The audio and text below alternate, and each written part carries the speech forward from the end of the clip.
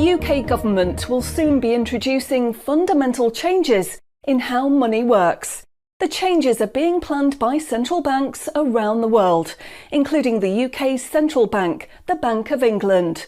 These changes, once introduced, will affect everyone.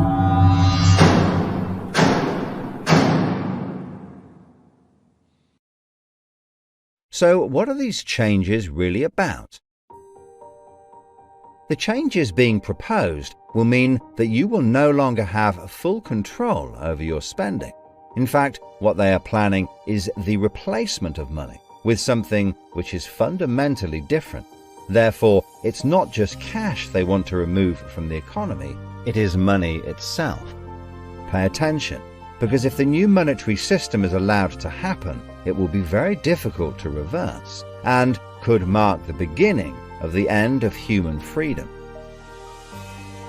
In order to explain the changes that are being planned right now for your tomorrow, let's explain a little bit about how your money works today.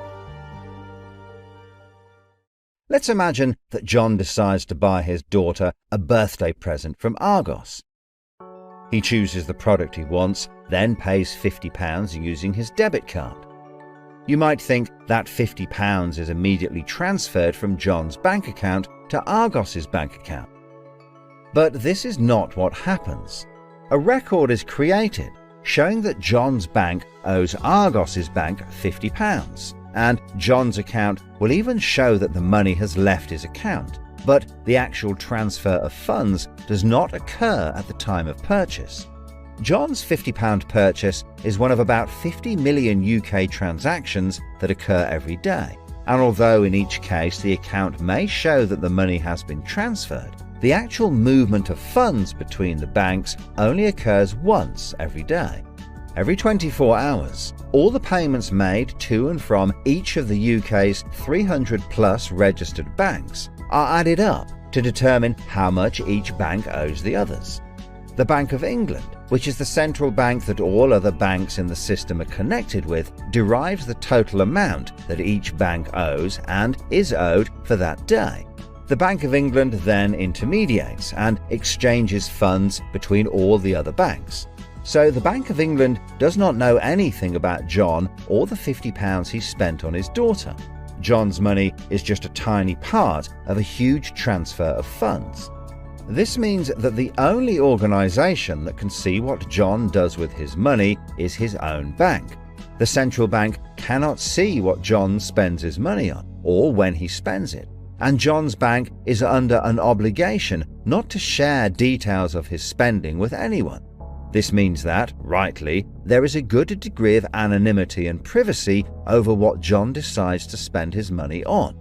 This, in turn, means that a government or central authority, such as the Bank of England, cannot directly restrict John when he uses his debit card, because it has no visibility of what John is doing with his money.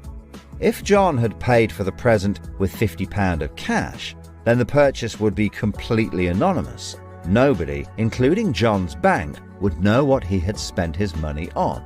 So, cash transactions are truly anonymous, and debit card transactions have a high degree of anonymity because only your bank can know about them. So, what is this new system? The name of the new system is called Central Bank Digital Currency, or CBDC. It sometimes has other names, such as smart money. Here's how it works. Let's imagine that John, again, decides to buy his daughter a birthday present from Argos. His mobile phone has a smart money wallet or app on it, from which he pays £50 for the product. The app communicates directly with the central bank, the Bank of England, and the money is transferred from his digital wallet to Argos's digital wallet in less than a second. The transfer of funds occurs at the time of purchase, and the transaction is recorded and approved by a centralized computer system on a centralized blockchain. A blockchain is a special computer program that records information very reliably and cannot be amended. The centralized computer system runs continuously and can deal with hundreds of transactions per second as they occur throughout the entire economy. processing all of the public's purchases being made by millions of digital wallets. This sounds fantastic and is so much quicker and simpler than the old system. But there is a fundamental difference, which is that all transactions are centralized in real time as they happen. In other words, one system will be able to know about every single digital transaction in the economy as the transactions occur. This is the critical difference with the new digital monetary system that everyone needs to be aware of. All transactions are centralized in real time as they happen. The people who are planning this new system have made it clear that it would be useful, in their eyes, to use artificial intelligence algorithms in real time to block certain public transactions for a range of different reasons. So, what does this mean for John? Let's just say there is another lockdown and the government want to stop the public moving about the country. With this new system, they could introduce a simple change. That would mean John's wallet would only work if he was located within a certain distance of his own home. Argos is 2 miles from John's house, and he decides to go and buy his daughter a birthday present. He attempts to pay £50 for the product with the app. The app communicates directly with the Bank of England's computer system, and the system rejects John's payment before it is made, because the system knows that John is 2 miles from his own home, and John's wallet has been limited to spending within just 1 mile. John cannot now buy anything unless he moves closer to his own home. His money is now useless if he wants to go anywhere. Why doesn't John just use cash? That would be a good solution for John as long as cash is still in use.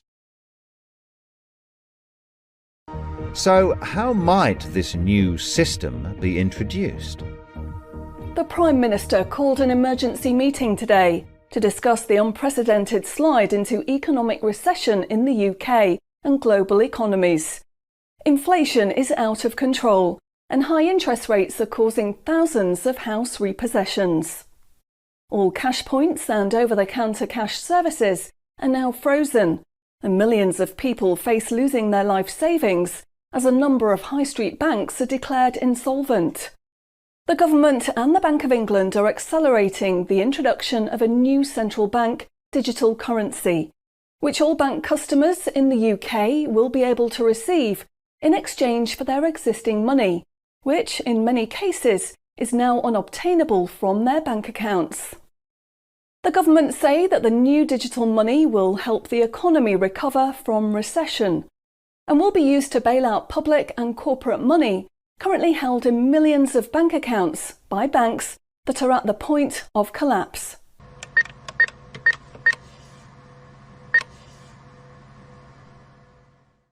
It says cash unobtainable from this account.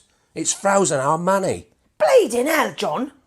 How much have we got in the house? We've only got £120, and when that's gone, nothing. I don't believe it. The bank's frozen our money. We've got £25,000 in that account and no way of getting it back. Download your central bank CBDC wallet app today and get bonus digital pounds free. If you exchange your existing bank funds into your digital currency wallet now, you will receive free digital pounds for each account you exchange.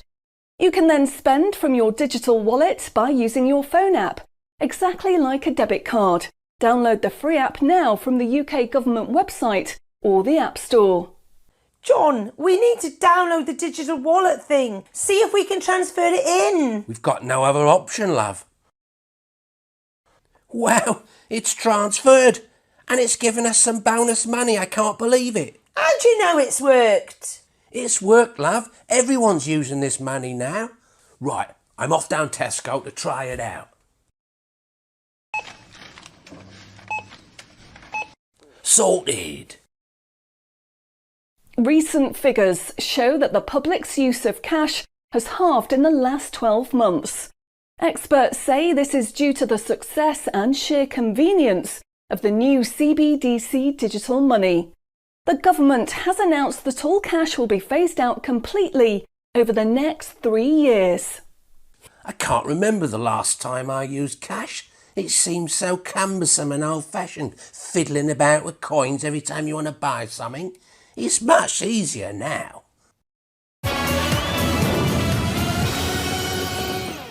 Have you seen the remote control, love? Look what I found. Remember these? What are you going to do with that? Well, I don't know. Look, why don't we keep it? I'll put it in a picture frame. My name's Charlie. Recent data from the annual Climate Change Conference has revealed that only a drastic reduction in fossil fuel use will help protect against climate change. The government has announced limits on petrol and diesel use for all individuals in the UK, which will be enforced using smart money. Each wallet will be limited to a purchase of 15 litres per week, after which the wallet will be prevented from making any further purchases in that week. Ah, bollocks. Growing concerns over obesity and bad health will be tackled using the Smart Money network. The government proposes to limit the total number of sugary foods that each digital wallet can purchase in any given month. What? Experts say that the new pandemic, which is 10 times more contagious and deadly than coronavirus, can only be defeated by minimising all human contact and staying home as much as possible. In order to enforce this, all digital wallets will only work within 1 mile of the address at which they are registered. Shopping times will be staggered so that you can only make purchases for a 2-hour period each day. All non-essential item purchases will be rejected. Jesus Christ. The government, in a move to stimulate growth in the economy, is trying to ensure that all benefit money paid out to the public is spent within an appropriate time period. From the 1st of August, all benefit payments, including the new social credits, should be spent within 2 months of receiving them. Benefit money will expire and be of no use if it is not spent within the 2-month period. Blimey, they're putting a shelf life on money. Vaccination uptake for the latest pandemic is now at 95%. Anyone who has not been vaccinated will have restrictions placed on their wallets. For the 5% unvaccinated, spending will only be allowed at certain times and within 1 mile of home. Certain goods, such as alcohol, travel tickets and restaurant purchases, will not be available for those who have not been vaccinated, and their digital wallets will not work outside of the UK. Wow. Concerns are growing over people who grow and supply their own food outside of government-approved companies. The government will be restricting the purchase of all seeds and other farming products for anyone that is not a registered farmer. What are they doing that for? The government is trying to reduce the amount of red meat people eat in their diet for environmental and health reasons. Digital wallets will only be allowed to purchase 8 ounces of red meat per week. How much is 8 ounces? In order to protect the environment, the government is introducing limitations on the amount each wallet will be able to spend on the following products: aerosol cans, single-use plastics, coal, meat, chocolate, fish and coffee. What about fags? In a move to encourage good behaviour, the government is awarding digital currency direct to your wallet if you report on anyone breaking lockdown rules or report on individuals expressing extremist views. Anyone deemed to be expressing extremist views may in turn have restrictions placed on their wallets. What's that mean, extremist views? If you give up your cash, you will give up freedom for yourself, and you will give up the freedom of generations to come. It's not the convenience of the new money that is important. What is important is the fact that centralized administration of smart money could be used to control every aspect of your life. Say yes to keeping cash and say no to centrally controlled smart money. What they are going to propose is not money, it is a social control system. Please spread